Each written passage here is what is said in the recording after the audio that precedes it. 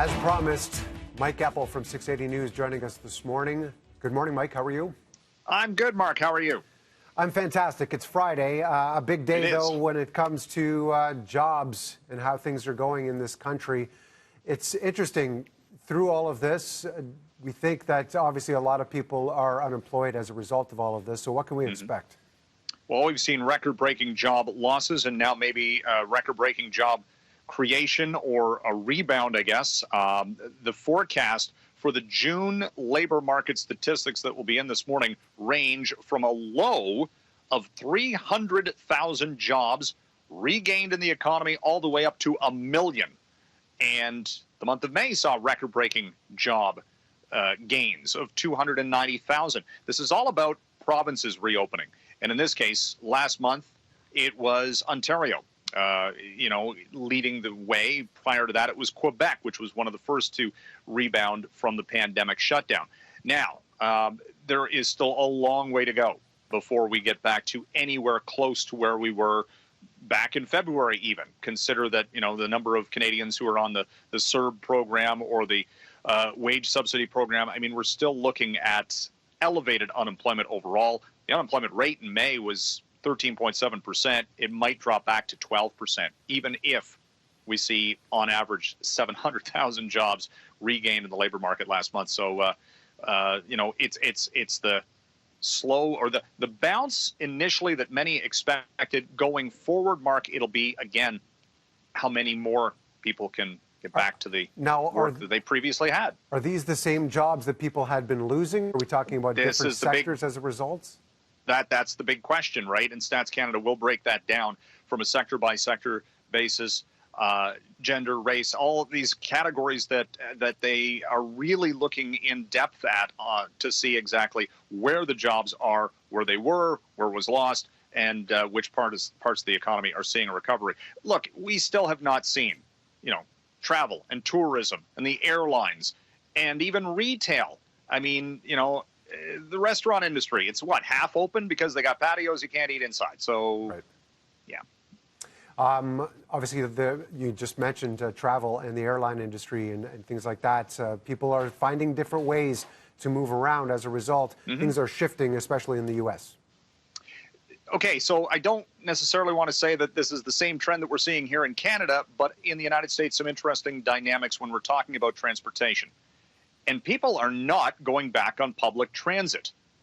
Some of the cities are reporting public transit numbers down 50 to 75%. So how are people getting to work? They're buying cars and trucks. Used car prices right now in the U.S. at an all-time high because the demand for vehicles is on the rise. And the automakers, remember, production was shut down, so new vehicles are hard to come by. We've seen that to some extent here in Canada, too. And, so we've seen this changing dynamic in the modes of transportation, how people are getting around. It'll be interesting to see. In this country, we've seen a lack of supply for new car and truck dealerships because of the shutdowns and what have you. So, we thought maybe there would be this glut of used cars coming on the market because a lot of people maintain their leases for a little bit longer. But maybe that is not indeed the case. And it's interesting, obviously, the city of Toronto specifically rolling out their active TO program, more bike lanes to try and encourage people to get around in different ways. So not necessarily catering to those who might be buying new vehicles or in their cars already. And again, people are still working from home. Right. Case in point. Yeah, exactly. It's a nice setup, by the way. Thank you. David's Tea, tell us more about what's happening with that company. Well, this company was struggling to some extent before the pandemic. They shut down their stores. They went to an e-commerce model, and they're saying, hey, that's actually working. So why do we need bricks and mortar retail? They're closing 80 stores here in Canada and might do even more. They're looking to renegotiate their leases. And I think that's something that a lot of the shopping mall operators are going to be faced with companies saying, yeah, give us a break on our rental costs, and maybe we'll stay or maybe we won't. And this is the changing dynamic of the retail space right now. David's Tea is sort of a microcosm of it. And again, it's something you can pretty much buy online and have it shipped to your house, right? I would expect that that's the case with many companies. I'm not a tea drinker, so I don't have a specific connection to this company. But I'll enjoy mine. There you go, the morning fuel. I've had conversations with colleagues, with friends about it's not just the retail shops, but the large towers and major corporations, not necessarily what happens to all that space that's being created here in this city. We see brand new buildings going up.